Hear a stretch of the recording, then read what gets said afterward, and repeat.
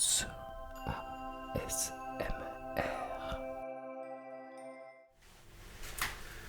Bonjour à toutes et à tous. C'est le professeur Smooth. Désolé pour ce petit retard. J'étais en réunion parent-prof avec la classe d'avant, oui. Bon, je vois que c'est ça, on est toujours en demi-groupe à cause du contexte. Je vous en prie, installez-vous. De toute façon, moi aussi j'ai du retard. Donc je vais juste faire l'appel et voir avec la classe en ligne.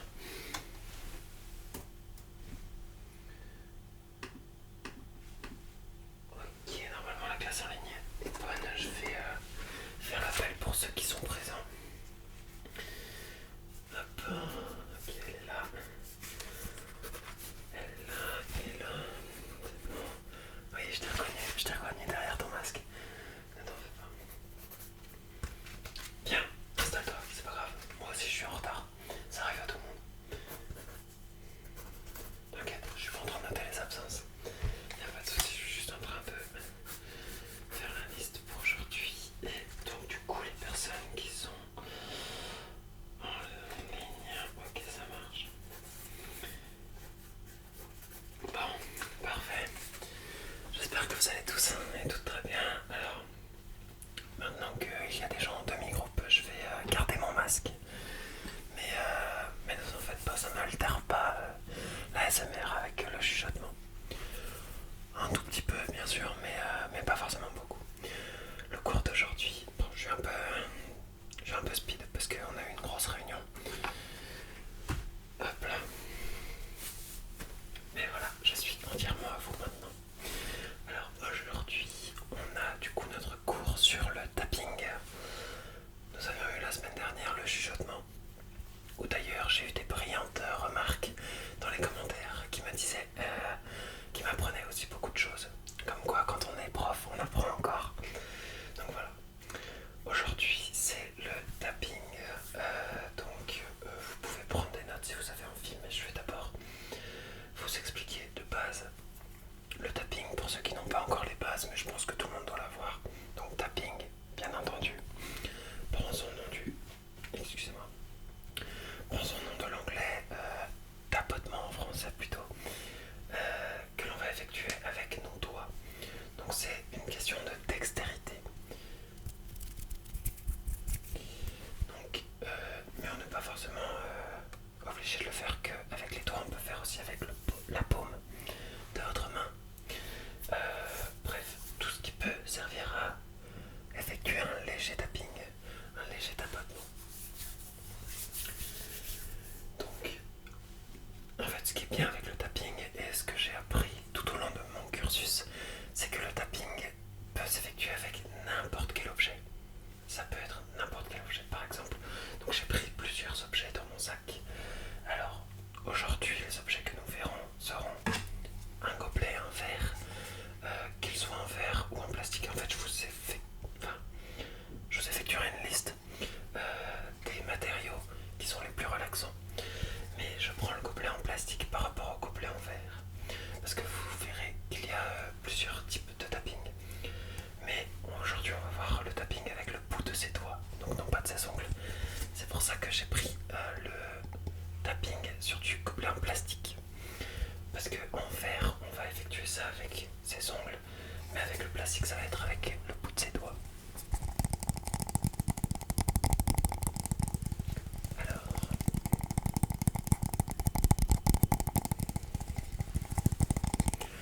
pourquoi le gobelet, me diriez-vous?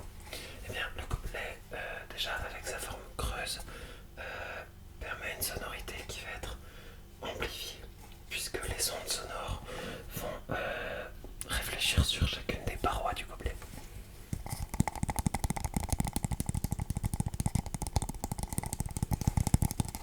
Et surtout parce que peu importe où on va appuyer, le tapping sera différent. Si on appuie le plus proche de l'orifice ou le plus loin, et même sur le dessus,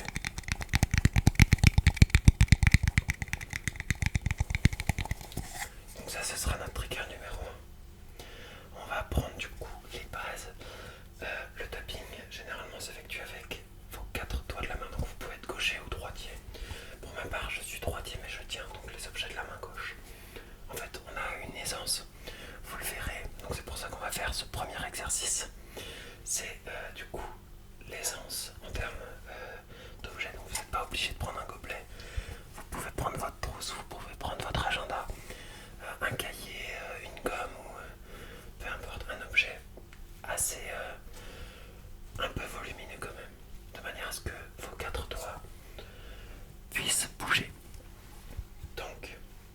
me dites si je vais trop vite. Ok, ça marche. Donc on va prendre un objet. Donc ça ce sera pour le premier exercice. Vous pouvez le faire chez vous. De toute façon, vous m'envoyez vos vidéos ou vos audios sur la plateforme. Ouais, tout à fait. Ça marche. Ah, une question? Non, c'est bon, pas de question, ok. Donc, hop, vous regardez avec la main avec laquelle vous êtes le plus à l'aise. Donc vous allez m'envoyer un audio ou une vidéo dans lequel vous allez le faire avec les deux mains.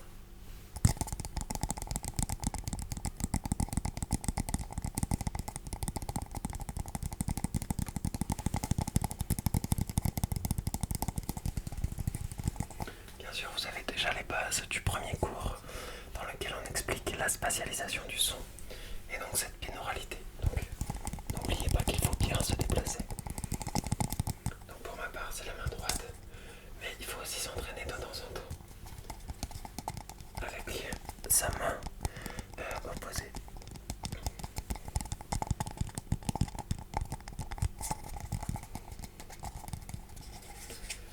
Voilà pour le premier exercice. Pour le deuxième exercice, on va avoir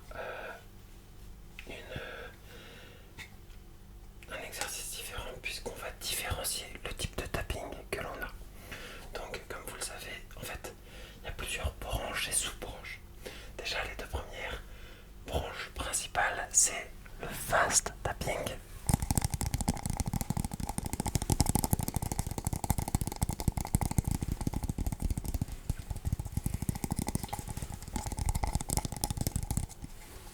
Et la deuxième branche principale, le slow tapping.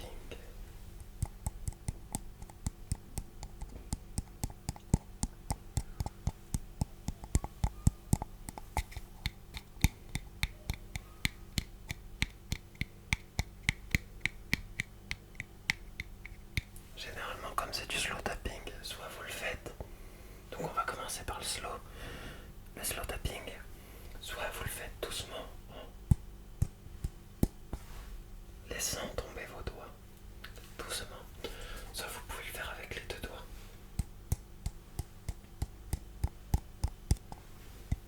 Et c'est pour ça que avec un verre, c'est assez utile puisque il n'y a pas beaucoup d'espace ici. Donc, voilà.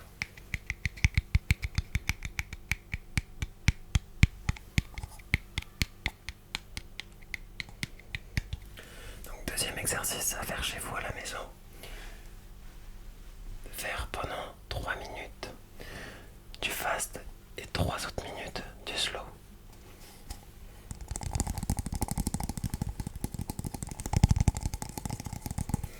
Est-ce que tout va bien en ligne?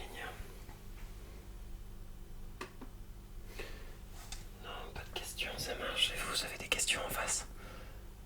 Non, ok, pas de soucis, tout est parfait. Parfait. Vous me dites si je vais trop vite. D'accord, ok, ça marche. Voilà. Ensuite, il y a d'autres matériaux. Alors, pour moi, j'ai des objets du quotidien. Par exemple, une console de jeu, un objet d'une console de jeu qui est la manette. Côté trigger, du coup, sur laquelle on va pouvoir effectuer et du tapping, que ce soit sur la surface plane, mais un tapping différent qui est du coup un tapotement sur les boutons. Je vous fais une démonstration.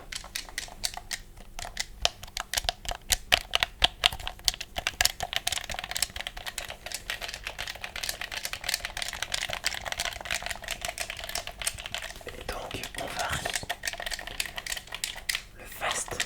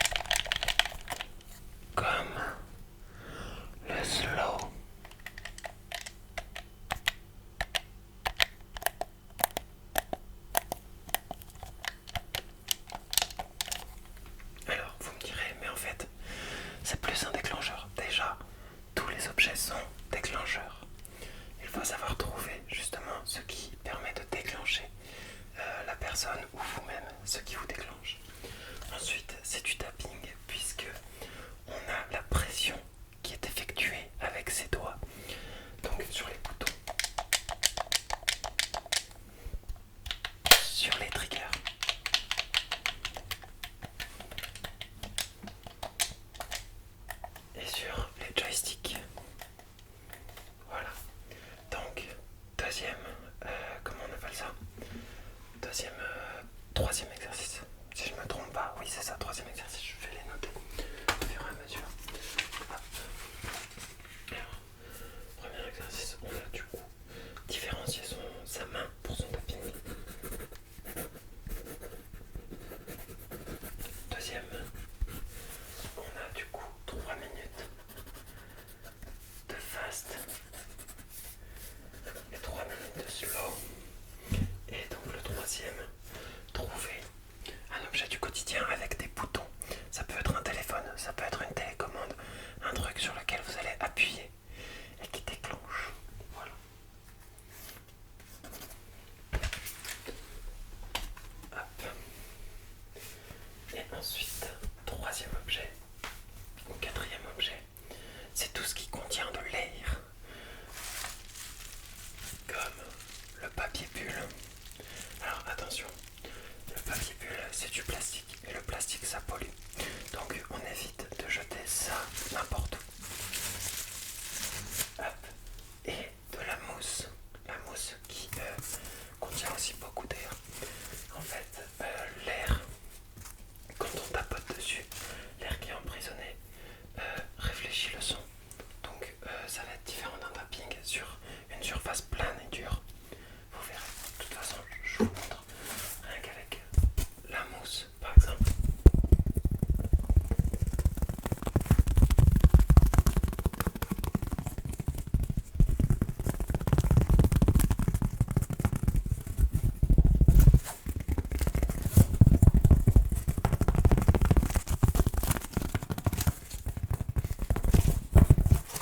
Donc, pour les objets avec l'air, ce qui est bien, c'est que l'on peut plier ces objets, puisque les molécules d'air peuvent... bon, ça c'est de la physique-chimie, mais les molécules d'air peuvent se compresser.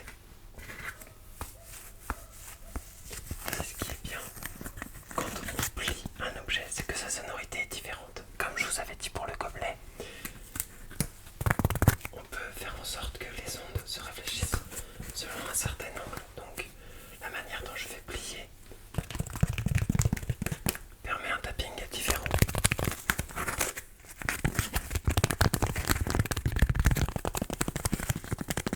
Donc si je vais taper sur cette partie-là, ça va se réfléchir sur ces deux. Et donc ça va amplifier le son.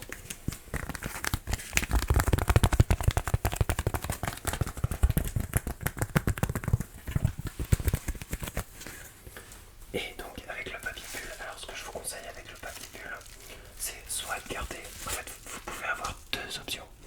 Soit vous éclatez les bulles, ce qui est drôle à faire, soit vous les gardez.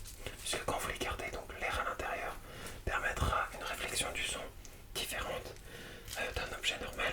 Et quand elles sont percées, ça, comment on appelle ça, ça va permettre au son, pardon, je suis en train de percer, ça va permettre au son de sortir justement de cette bulle et de voyager entre les autres. Donc encore une sonorité différente. Donc pour ma part, moi je plie le papier bulle pour avoir encore plus de réflexion. Et j'effectue un tapping, bien sûr tout, pas très fort, pour que la sensibilité de votre micro absorbe tout de manière normale.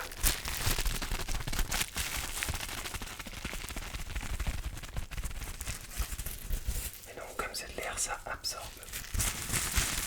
Un peu comme la mousse au final. Les mousses anti-bruit.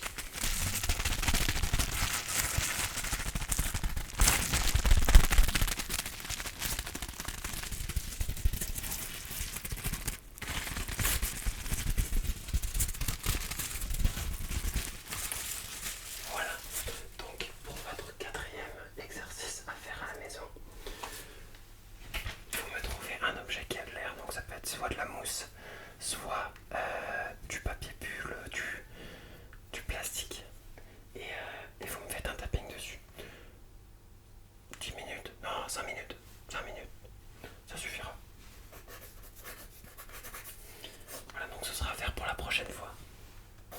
Je vous mettrai une interro peut-être à la fin des chapitres qu'on fera, enfin genre à la fin du programme. Il nous reste encore 5 ou 6 chapitres à étudier, vous en faites pas.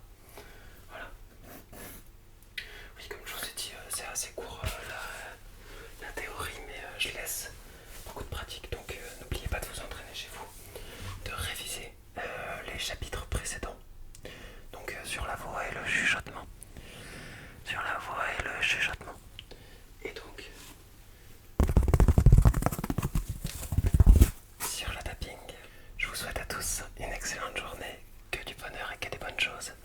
Et à bientôt mes petits smoothies. Oui, je vous appelle comme ça maintenant.